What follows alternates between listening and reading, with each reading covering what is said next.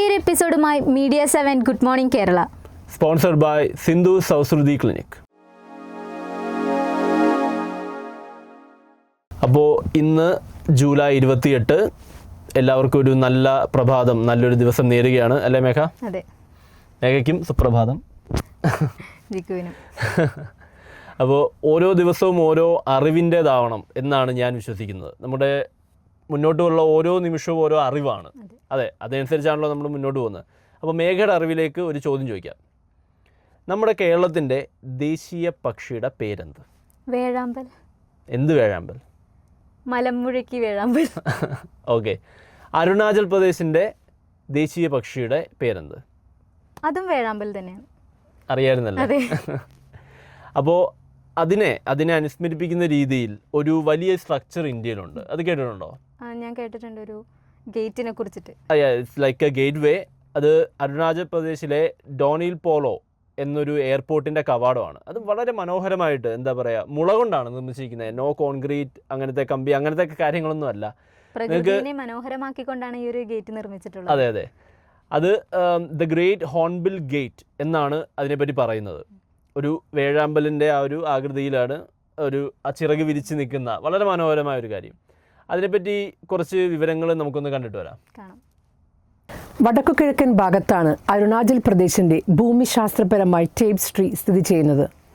കൂടാതെ the great hornbill gate എന്നറിയപ്പെടുന്ന ഒരു വാസ്തുവിദ്യ മാസ്റ്റർ പീസും ഇവിടെയുണ്ട്. സ്റ്റുഡിയോ ആരോ നിർമ്മിച്ച ഈ വിസ്മയകരമായ ഘടന ഗ്രേറ്റ് ഹോൺബിൽ ആണ്. ഇത് പുതിയ ദൗനി പോളോ വിമാനത്താവളത്തിലേക്കുള്ള പ്രവേശന കവാടമായി വർത്തിക്കുന്നു. അതിൻ്റെ കലാപരമായ ആകർഷണത്തിൽ പ്രദേശത്തിൻ്റെ ആഴത്തിൽ വേരൂന്നിയ സംസ്കാരങ്ങളെയും പാരമ്പര്യങ്ങളെയും നിരന്തരം വികസിച്ചുകൊണ്ടിരിക്കുന്ന ആധുനിക ലോകവുമായി ബന്ധിപ്പിക്കുന്ന ഒരു യോജിപ്പുള്ള പാലത്തെ ഗേറ്റ് പ്രതീകപ്പെടുത്തുന്നു. പ്രകൃതിയും സംസ്കാരവും തമ്മിലുള്ള അഗാധമായ ബന്ധത്തിന്റെ തെളിവാണ് ഗ്രേറ്റ് ഹോൺബിൽ ഗേറ്റ്. ഇരട്ടത്തലയുള്ള ഗ്രേറ്റ് ഹോൺബിലിനെ പ്രതിഫലിപ്പിക്കുന്ന ഇതിന്റെ രൂപകൽപ്പന 26 ഇന്റർലോക്ക് കമാനങ്ങളുള്ള പ്രവേശന എക്സിറ്റ് റോഡുകളെ വ്യാപിപ്പിക്കുന്നു. 2500 ചതുരശ്ര അടി വിസ്തീർണമുള്ള ഈ വാസ്തുവിദ്യ അത്ഭുതം 25 അടി ഉയരവും ഓരോ വശത്തും 38 അടി വീതിയും വരെ എത്തുന്നു. പ്രകൃതിദത്ത വസ്തുക്കളിൽ നിന്നും നിർമ്മിച്ച രാജ്യത്തെ ഏറ്റവും വലിയ പൊതുഘടനയായി ഇന്ത്യൻ മാധ്യമങ്ങൾ ഇതിനെ പ്രശംസിക്കുന്നു. മുളയും ചൂരലും ഉപയോഗിച്ച് ഈ ഭീമാകരമായ ഘടന നിർമ്മിക്കുന്നത് ഒരു വലിയ ദൗത്യത്തെക്കുറിച്ചാണ് സംസാരിക്കുന്നത്. കോൺക്രീറ്റ്, സ്റ്റീൽ തുടങ്ങിയ ആധുനിക നിർമ്മാണ വസ്തുക്കളിലേക്കുള്ള ആഗോള മാറ്റത്തിന്റെ പശ്ചാത്തലത്തിൽ പരമ്പരാഗത വസ്തുക്കളെ പുനരുജ്ജീവിപ്പിക്കുക. ആധുനിക വാസ്തുവിദ്യയുടെ വിശാലമായ പശ്ചാത്തലത്തിൽ മുള അതിൻ്റെ ഘടനാപരമായ ഗുണങ്ങൾക്കും സുസ്ഥിരതയ്ക്കും കൂടുതൽ പ്രശംസ നേടുന്ന സാഹചര്യത്തിൽ സ്റ്റുഡിയോ ആരയുടെ ഈ പദ്ധതി ഒരു വഴികാട്ടിയായി വേറിട്ട് നിൽക്കുന്നു. ഈ ഒരു ഗേറ്റ് കാണാൻ എന്ത് മനോഹരമാണല്ലേ? തീർച്ചയായിട്ടും. ഇങ്ങനെ കുറേ ആർക്കിടെക്ചർ വണ്ടേഴ്സ് ഉള്ള ഒരു സ്ഥലമാണ് ഇന്ത്യ. എത്ര കാര്യങ്ങൾ നമുക്കറിയാം. നമുക്ക് കുത്തബ് മിനാർ അറിയാം, താജ്മഹൽ അറിയാം, അങ്ങനെയല്ല ഒരുപാട് വണ്ടേഴ്സ് ഉള്ള പുരാതന ക്ഷേത്രങ്ങളടക്കം എത്ര ഉണ്ട് നമ്മുടെ ഇന്ത്യയിൽ. ഇന്ത്യക്ക് അങ്ങനെ ഒരു കൾച്ചറുണ്ട്. നമ്മുടെ ഒരു സയൻസ് ആയാലും ഒരു വാസ്തുപരമായിട്ടായാലും ഇന്ത്യ വളരെയധികം മുന്നിൽ നിൽക്കുന്നതാണ്. അപ്പോൾ ഇതുപോലത്തെ കാര്യങ്ങളൊക്കെ അറിയാൻ ശ്രമിക്കുക. ഇതുപോലത്തെ പല കാര്യങ്ങളും ഉണ്ട് ഇന്ത്യയിൽ, അല്ലേ? അതുപോലെ തന്നെ നമ്മുടെ നാട്ടിലിപ്പോൾ വംശനാശം നേരിട്ടുകൊണ്ടിരിക്കുന്ന ഒരു പക്ഷികളിൽ ഒന്നാണ് ഈ വേഴാമ്പൽ എന്ന് പറയുന്നത്. ഇത് കൂടുതലും ഈ മഴക്കാടുകളിലാണ് ഈ ഒരു പക്ഷികളെ കണ്ടുവരുന്നത്. ഇപ്പൊ നിലവിൽ നമ്മുടെ നാട്ടിൽ എവിടെയെന്ന് വെച്ചാൽ ഇപ്പോൾ അതിരപ്പള്ളി, വാഴച്ചാല് അങ്ങനെയുള്ള കുറച്ച് മഴക്കാടുകളിൽ മാത്രമാണ് ഇപ്പൊ ഈ പക്ഷികളെ കണ്ടുവരുന്നത്. അപ്പോൾ ഈ വംശനാശം നേരിട്ടുകൊണ്ടിരിക്കുന്ന പക്ഷി ആയതുകൊണ്ട് തന്നെ നമുക്ക് ഈ ഒരു ഗേറ്റ് കാണുമ്പോൾ വംശനാശം വന്നുകൊണ്ടിരിക്കുന്ന പക്ഷി മാത്രമല്ല, നമ്മുടെ ദേശീയ പക്ഷിയാണ്. അപ്പം അതിനങ്ങനെ സംഭവിക്കാതെ നോക്കേണ്ടതും നമ്മുടെ കടമയാണ്. ശരി. അപ്പോൾ മേഘ എപ്പോഴെങ്കിലും കോടതിക്ക് പോയിട്ടുണ്ടോ? ഇല്ല, ഇതുവരെയും പോയിട്ടില്ല. കോടതി പോയിട്ടില്ല? എന്താ പേടിച്ചു പറയുന്നത്? പേടിച്ചു പറഞ്ഞതൊന്നുമല്ല. നമ്മ അതിന്റെ സൈഡിൽ കൂടെ പോയിട്ടുണ്ടെങ്കിൽ നമുക്ക് ഒരു കോടതി നടപടികളൊന്നും പോകേണ്ട ആവശ്യം വന്നിട്ടില്ല. കോടതി നടപടികളൊന്നും അറിയില്ല. പക്ഷേ നമുക്ക് ഒരു കോടതി, ഡിജിറ്റൽ കോടതി ഇന്ത്യയിലുണ്ട് എന്ന് പറഞ്ഞാൽ എത്ര പേര് വിശ്വസിക്കും? സത്യത്തിൽ അത് ആദ്യമായി തുടങ്ങിയത് കേരളത്തിലാണ്. അറിയോ അതിനെപ്പറ്റി? കൊല്ലം ജില്ലയിലാണ്. ഒരു വർഷമായി, ഓൾമോസ്റ്റ് ഒരു വർഷമായി. ഇന്ത്യയിൽ, നമ്മുടെ കേരളത്തിൽ കൊല്ലം ജില്ലയിലാണ് ആദ്യത്തെ ഡിജിറ്റൽ കോടതി സ്ഥാപിച്ചത്. അതുകൂടാതെ തന്നെ 24 മണിക്കൂറും നമുക്ക് പരാതികൾ രേഖപ്പെടുത്താൻ കഴിയുന്നുള്ളതാണ് ഇതിൻ്റെ ഒരു വലിയൊരു സ്പെഷ്യാലിറ്റി എന്ന് പറയുന്നത്. പേപ്പർ രഹിത, നമുക്ക് പോകണ്ട, നമുക്ക് ഓൺലൈനായിട്ട് എന്തെങ്കിലും ഫൈൻ ഉണ്ടെങ്കിൽ അടയ്ക്കാം. അങ്ങനെ വളരെയധികം സൗകര്യങ്ങളുള്ള, പക്ഷേ ഇത്തരം സൗകര്യങ്ങൾ എത്ര പേർ ഉപയോഗിക്കുന്നുണ്ട് എന്നുള്ളതിലാണ് സംശയം. ഈ കോടതി നമ്മളൊരിക്കലും അവിടെ പോയി കോടതി നിയമങ്ങളിൽ പെട്ട് ഒരു ബുദ്ധിമുട്ടുണ്ടാവാതെ ഡിജിറ്റലായിട്ട്, ഇതിപ്പോൾ ഡിജിറ്റൽ യുഗമാണല്ലോ, അപ്പോൾ അങ്ങനെ ഒരു മുന്നോട്ട് പോകാൻ നോക്കുക. അതെ, അങ്ങനെ ഒരു സ്റ്റാർട്ടപ്പ് നമ്മുടെ ഇന്ത്യയിലുണ്ട്, കേരളത്തിലുണ്ട്, അതിൽ അഭിമാനിക്കാം. അപ്പോൾ അതിൻ്റെ വിശേഷങ്ങളൊക്കെ ഒന്ന് നമുക്ക് കണ്ടിട്ട് വരാം. എല്ലാവരും അറിയട്ടെ. അതെ, കൂടുതൽ പേരിലേക്ക് ഈ വിവരം എത്തേണ്ടത് ആവശ്യമാണ്. നമുക്ക് അതിൻ്റെ വിശേഷങ്ങളൊന്ന് കണ്ടിട്ട് വരാം. ഇന്ത്യയിലെ ആദ്യത്തെ സമ്പൂർണ്ണ ഡിജിറ്റൽ കോടതി എവിടെയാണെന്നറിയാമോ? അത് കേരളത്തിലെ കൊല്ലത്താണ്. 2024 ഓഗസ്റ്റ് 16 സുപ്രീം കോടതി ജഡ്ജി BR ഗവായി ഇത് ഉദ്ഘാടനം ചെയ്തു. പിന്നീട് 2024 നവംബർ 20 മുതൽ ഇത് പൂർണ്ണമായി പ്രവർത്തനക്ഷമമായി. എന്തൊക്കെയാണ് ഈ കോടതിയുടെ പ്രത്യേകതകൾ എന്നറിയാമോ? ആഴ്ചയിൽ 7 ദിവസവും 24 മണിക്കൂറും കേസുകൾ ഫയൽ ചെയ്യാനും കോടതി നടപടികളിൽ പങ്കെടുക്കാനും സാധിക്കും. പൂർണ്ണമായും പേപ്പർ രഹിതമായാണ് കോടതിയുടെ പ്രവർത്തനം. രേഖകൾ ഓൺലൈനായി നമുക്ക് അപ്ലോഡ് ചെയ്യാം. കക്ഷികൾക്കും അഭിഭാഷകർക്കും നേരിട്ടും ഓൺലൈനായും ഹാജരാകാവുന്ന ഹൈബ്രിഡ് മോഡലിലാണ് കോടതി സജ്ജീകരിച്ചിരിക്കുന്നത്. നേരിട്ട് ഹാജരാകേണ്ട ആവശ്യമില്ല. അതുമാത്രമല്ല, കോർട്ട് ഫീസ് പേയ്മെൻറ്റ് വഴി ട്രഷറിയിൽ അടയ്ക്കാവുന്നതുമാണ്. ഈ ഡിജിറ്റൽ കോടതി രാജ്യത്തെ നീതിന്യായ വ്യവസ്ഥയിൽ കാര്യക്ഷമതയും വേഗതയും കൊണ്ടുവരാൻ സഹായിക്കുമെന്നാണ് പ്രതീക്ഷിക്കുന്നത്. കേസുകൾ കെട്ടിക്കിടക്കുന്നത് കുറയ്ക്കാനും ജനങ്ങൾക്ക് നീതി എളുപ്പത്തിൽ ലഭ്യമാകാനും ഇത് സഹായിക്കും. കണ്ടില്ലേ, ഇതാണ് ഡിജിറ്റൽ കോടതിയുടെ വിശേഷങ്ങൾ. അപ്പോൾ എന്തെങ്കിലും ഒരു കോടതി നടപടികളിൽ നിങ്ങൾക്ക് ബുദ്ധിമുട്ടുണ്ടാകുമ്പോൾ ഇത്തരമൊരു ഓപ്ഷൻ നിങ്ങളുടെ മുന്നിലേക്ക് വെക്കാവുന്നതാണ്, നിങ്ങൾക്ക് ഉപയോഗിക്കാവുന്നതാണ്. അല്ലേ മേഘ? കണ്ടെന്ന് തോന്നുന്നു ഉപയോഗപ്രദമാണോ? കാത്ത് നിൽക്കേണ്ട ആവശ്യം വരില്ല. ഇത് തീർച്ചയായിട്ടും ഡിജിറ്റൽ യുഗത്തിൽ നമ്മൾ അതനുസരിച്ച് അപ്ഡേറ്റ് ആവുക, അത് തന്നെയാണ് അതിൻ്റെ പ്രധാനമാണ്. നമ്മളിപ്പോൾ ഇനി അടുത്ത് നമ്മൾ പറയാൻ പോണത് ഒരു നവാബ് അലി ഖാനെ കുറിച്ചാണ് പറയുന്നത്. നവാബ് അലി ഖാൻ 90കളിൽ ജീവിച്ചിരുന്ന ഒരു ധനികനാണ് അദ്ദേഹം. മില്യനെയർ. അതെ. അപ്പോൾ നമ്മുടെ ഈ സമൂഹത്ത് ഇപ്പോഴത്തെ ധനികർക്ക് കൂടുതലും ലക്ഷറി ജെറ്റുകളായിരിക്കും, ലക്ഷറി കാറുകളാണ് കൂടുതലും ഇവർ ഉപയോഗിക്കുന്നത്. അത് ആഡംബരത്തിന്റെ ഒരു സിമ്പിളാണല്ലോ, ലക്ഷറി കാർസ്, കപ്പലുകളൊക്കെ ഉള്ള ആൾക്കാരുണ്ട്, പ്രൈവറ്റ് ജെറ്റ്സ് ഒക്കെ. അപ്പോൾ ഈ ധനികന്, ഈ അലിഖാൻ എന്ന് പറയുന്ന വ്യക്തിക്കുണ്ടായിരുന്നത് ഒരു ട്രെയിനും സ്വന്തമായി റെയിൽവേ സ്റ്റേഷനും ആയിരുന്നു സ്വന്തമായിട്ടുണ്ടായിരുന്നത്.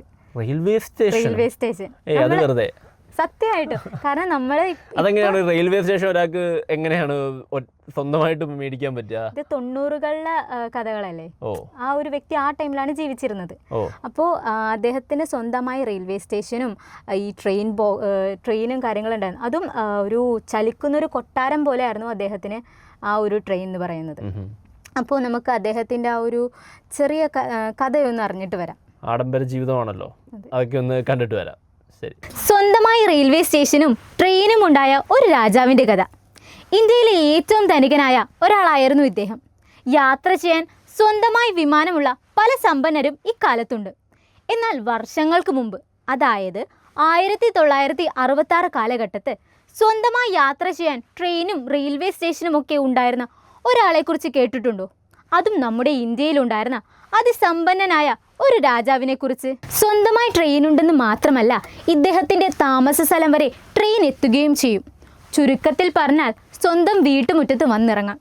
ബ്രിട്ടീഷ് ഇന്ത്യ കാലത്ത് ജീവിച്ചിരുന്ന നവാബ് ഹമീദ് അലി ഖാനാണ് ഈ നവാബ്. ഇന്നത്തെ ഉത്തർപ്രദേശിലെ റാംപൂർ നാട്ടുരാജ്യത്തെ വളരെ സമ്പന്നമായി ജീവിച്ചിരുന്നതാണ് ഇദ്ദേഹം. യാത്ര ചെയ്യാൻ 2 റോയൽ സലൂൺ കോച്ചുകളുണ്ടായിരുന്നു ഇദ്ദേഹത്തിന്. ഭക്ഷണം വിളമ്പുന്ന അടുക്കളകൾ എന്നിവയാൽ സജ്ജീകരിച്ച കോച്ചുകൾ വെറും കമ്പാർട്ട്മെന്റുകൾ മാത്രമായിരുന്നില്ല, മറിച്ച് ചലിക്കുന്ന ഒരു രാജകൊട്ടാരമായിരുന്നു.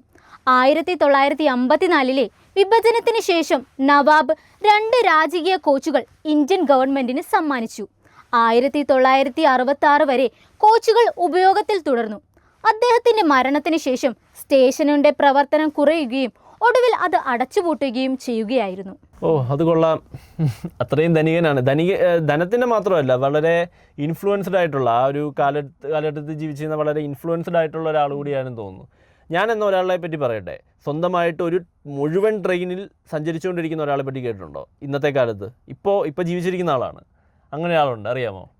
ഇല്ല. പേര് പറഞ്ഞാൽ അറിയും, കിം ജോങ് ഉൻ. ഇതിപ്പോൾ കേട്ടപ്പോൾ എൻ്റെ മനസ്സിൽ വന്നതാണ്. അങ്ങനെ ഒരു കാര്യമുണ്ട്. അദ്ദേഹത്തിന് നോർത്ത് കൊറിയയുടെ തലവനായിരുന്ന കിം ജോങ് ഉൻ. അദ്ദേഹത്തിനൊരു ട്രെയിൻ ഉണ്ട്. അദ്ദേഹം ആ രാജ്യത്തിൻ്റെ തലവനാണ്. ഒരു ചലിക്കുന്ന കൊട്ടാരമാണ് അതും എന്ന് കേട്ടിട്ടുണ്ട്. പക്ഷേ അതിൻ്റെ വിഷ്വൽസ് ഒന്നും നമുക്ക് അവൈലബിൾ അല്ല. അങ്ങനെ കേട്ടിട്ടുണ്ട്. ഒരു ട്രെയിനിൽ അദ്ദേഹം കണ്ടിന്യൂസ് ആയിട്ട് അദ്ദേഹത്തിൻ്റെ ഒരു ആഡംബര വസതി എന്ന് പറയാം. ആ ട്രെയിനിൽ അദ്ദേഹം ഇങ്ങനെ സഞ്ചരിച്ചുകൊണ്ടിരിക്കുമെന്നാണ് പറയുന്നത്. അപ്പൊ അതേപോലെ ഒരു വ്യക്തിയും കൂടെ ആയിരുന്നു ഈ അതിനു മുമ്പേ ഇന്ത്യയിൽ അത് അങ്ങനെ ഒരാൾ ഉണ്ടായിരുന്നു എന്ന് ഓർത്ത് നമുക്ക് അഭിമാനിക്കാം. അതും നമ്മുടെ ഉത്തർപ്രദേശിലാണ് ഇദ്ദേഹം ജീവിച്ചിരുന്നത്. പിന്നെ അവസാനം ഈ കഥയിൽ തന്നെ പറയുന്നത് അവസാനം 2 ബോഗികളാണ് ഗവൺമെന്റിന് അവർ സമ്മാനമായി നൽകിയത്.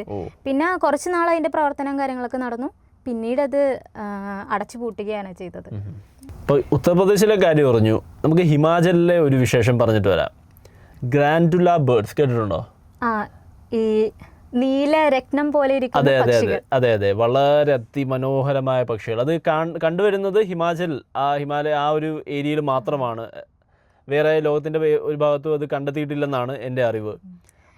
ഈ പക്ഷികൾ കൂട്ടം കൂടിയാണ് നിൽക്കുന്നതും പോകുന്നതും പറക്കുന്നതൊക്കെ കാണാൻ വളരെ മനോഹരമായ ദൃശ്യങ്ങളായിരിക്കും അത്. അതെ, നമ്മുടെ ഇറ്റലിയിലൊക്കെ ആണെന്ന് തോന്നുന്നു ഈ ഫ്ലെമിംഗോസ് ഒന്നിച്ച് ആയിരക്കണക്കിന് പിങ്ക് നിറത്തിലുള്ള പക്ഷികൾ, അങ്ങനെയൊക്കെ കാഴ്ചകൾ അവിടെയുണ്ട്. ആ രാജ്യത്തൊക്കെ നമുക്ക് കാണാൻ പറ്റും. ഇവിടെയുണ്ട് അങ്ങനെ, നമ്മുടെ ഹിമാചലിലുണ്ട് ഗ്രാൻഡുല ബേർഡ്സ്. വളരെ ജൈവ വൈവിധ്യത്തിൻ്റെ ഒരു നാടാണ് നമ്മുടെ ഇന്ത്യ എന്ന് പറയുന്നത്. പലർക്കും അത് അറിയില്ല. അപ്പോൾ ഈ ഗ്രാൻഡുല ബേർഡ്സിൻ്റെ ഈ മനോഹരമായ ഈ പക്ഷികളുടെ വിശേഷങ്ങൾ നമുക്കൊന്ന് കണ്ടിട്ട് വരാം. പക്ഷികൾ പലപ്പോഴും പ്രകൃതി നൽകുന്ന ഏറ്റവും അതിശയകരമായ കാഴ്ചകളിൽ ചിലതാണ്. അവയുടെ നിറങ്ങളോ പാറ്റേണുകളോ മാത്രമല്ല, അവയുടെ പാട്ടുകൾ, പെരുമാറ്റങ്ങൾ, പൊരുത്തപ്പെടലുകൾ, അവ വീടെന്ന് വിളിക്കുന്ന ആവാസ വ്യവസ്ഥകൾ എന്നിവയാലും. മഞ്ഞുമൂടിയ പാറക്കെട്ടുകളുടെ കടും വെളുത്ത പശ്ചാത്തലത്തിൽ തിളങ്ങുന്ന അതിൻ്റെ ഊർജ്ജസ്വലമായ നീലത്തൂവലുകളാൽ പക്ഷി നിരീക്ഷകർക്കും പ്രകൃതി സ്നേഹികൾക്കും ഒരുപോലെ ഒരു ദൃശ്യ ആനന്ദമാണ് ഗ്രാൻഡല. ഇന്ത്യ, നേപ്പാൾ, ഭൂട്ടാൻ, ടിബറ്റ്, ചൈനയുടെ ചില ഭാഗങ്ങൾ എന്നിവിടങ്ങളിൽ കാണപ്പെടുന്ന ഗ്രാൻഡല അതിൻ്റെ മിന്നുന്ന തൂവലുകൾക്കും കൂട്ടം കൂടുന്ന സ്വഭാവത്തിനും പേരുകേട്ടതാണ്. ബേർഡ് ലൈഫ് ഇന്റർനാഷണൽ അഭിപ്രായത്തിൽ ഇതിനെ ലീസ്റ്റ് കൺസേൺ ഇനത്തിൽ പെടുത്തിയിട്ടുണ്ട്. ഈ പക്ഷികളെ സാധാരണയായി വലിയ കൂട്ടങ്ങളായി കാണപ്പെടുന്നു, പ്രത്യേകിച്ചും ശൈത്യകാലത്ത് താഴ്ന്ന പ്രദേശങ്ങളിലേക്ക് ഇറങ്ങുമ്പോൾ. ആൽപൈൻ പുൽമേടുകളിലും പാറക്കെട്ടുകളുമുള്ള ചെരുവുകളിലും അവ ഏറ്റവും സജീവമാണ്. അവിടെ അവ പ്രാണികളെയും കായകളെയും ഭക്ഷിക്കുകയും ഹിമാലയൻ ഭൂപ്രകൃതിക്ക് തിളക്കമുള്ള നിറം നൽകുകയും ചെയ്യുന്നു. വിറകുകൾ, പായൽ, തൂവലുകൾ തുടങ്ങിയ വസ്തുക്കൾ ഉപയോഗിച്ച് പാറക്കെട്ടുകളിൽ കൂടുകൾ പണിയുന്നു. കറുത്ത ചെറുകുകളിലും വാലും ഉള്ള തിളക്കമുള്ള നീല നിറത്തിൽ അലങ്കരിച്ചിരിക്കുന്ന ആൺപക്ഷികളെ കണ്ടെത്തുവാൻ എളുപ്പമാണ്. അതേസമയം പെൺപക്ഷികൾക്കും കുഞ്ഞുങ്ങൾക്കും ചെറുകുകളുടെ വരകളുമുള്ള മങ്ങിയ തവിട്ട് നിറത്തിലാണ്. അവയുടെ ശ്രദ്ധേയമായ തൂവലുകളും ഉയർന്ന ഉയരത്തിലുള്ള കൂടുകെട്ടൽ ശീലങ്ങളും അവയെ പക്ഷി നിരീക്ഷകർക്കും ഗവേഷകർക്കും ഒരുപോലെ ആകർഷകമായ വിഷയമാക്കുന്നു.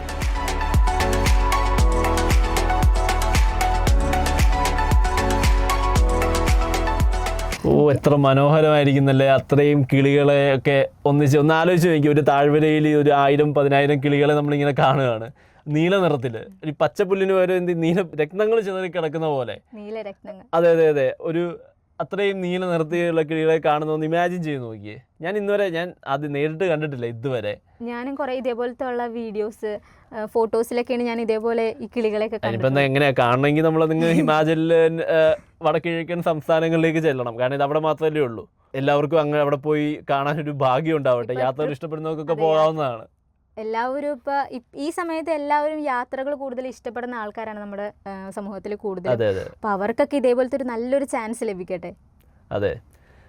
അപ്പോൾ ഇന്നത്തെ നമ്മുടെ good morning Kerala powered by Sindhu Sausudi clinic wind up ചെയ്യേണ്ട ഒരു സമയത്തിലേക്ക് നമ്മൾ എത്തിയിരിക്കുകയാണ് അല്ലേ മേഘ? എല്ലാവർക്കും ഒരു നല്ല ദിവസം ആശംസിക്കുന്നു. പുതിയ പുതിയ അറിവുകൾ ജഗദീശ്വരൻ എല്ലാവർക്കും തരട്ടെ. പുതിയ അറിവുകൾ, അനുഗ്രഹങ്ങൾ ജഗദീശ്വരൻ തരട്ടെ എന്ന് പ്രാർത്ഥിക്കുന്നു. അപ്പോൾ പുതിയ പുതിയ വിശേഷങ്ങളും പുതിയ കഥകളുമായി മീഡിയ 7 ഗുഡ് മോർണിംഗ് കേരള വീണ്ടും വരുന്നതാണ്. സുപ്രഭാതം.